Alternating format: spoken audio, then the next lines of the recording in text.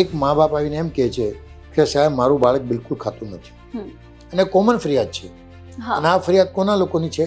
જેના ઘરમાં ફૂડની તકલીફ નથી, રાઈટ, પૂરતા પ્રમાણમાં ઘર ફૂડથી ભરેલું છે, બરાબર. સાહેબ બિલકુલ ખાતો જ નથી. પછી હું નથી ખાતું, અરે સાહેબ બિલકુલ નહીં ખાય, પાછળ ફરવું પડે ખવડાવવા માટે. તો શું કામ ફરવું પડે? 5 વર્ષના છોકરીની પાછળ તમારે શું કામ પડવું પડે? આ તમે પાછળ ફરો કે છોકરો ખાતો નથી, તો સારું ચાલો નથી ખાતો, ચાલો આપણે એનું વજન જોઈએ. 3 મહિના પહેલાં તમે આવેલા ત્યારે વજન હતું ને આજે 2 કિલો વજન વધી ગયું. કેવી રીતે વધી ગયું?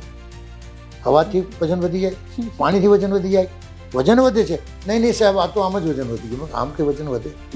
અને બીજી બાજુ ખરેખર પ્રોબ્લેમ છે એમાં પેરેન્ટ્સને ખબર જ નથી પડતી કે મારા છોકરાનું વજન નથી વધતું, વર્ષ સુધી નહીં આવે.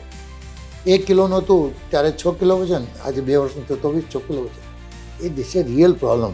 બટ દે પેરેન્ટ્સ ફીલ કે મારા બચ્ચું તો બરાબર છે, દોડે છે, ચાલે છે, બધું કરે છે. ઓકે, સો સેમ વસ્તુ છે, પેરેન્ટ્સ કેવી રીતે રિસીવ કરે છે.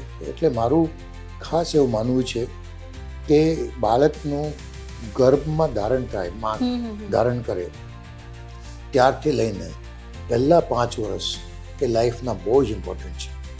Physical, mental, emotional, social wellbeing જે આપણે વાત કરીએ ને, એમાં ફિઝિકલ, મેન્ટલ અને ઇમોશનલ આ 3 વસ્તુ છે ને બહુ જ ઇમ્પોર્ટન્ટ છે બાળકના ગ્રોથ માટે.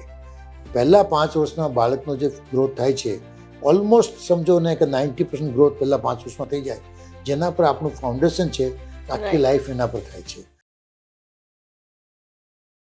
Also available on YouTube, Spotify, Amazon Music and Apple Music.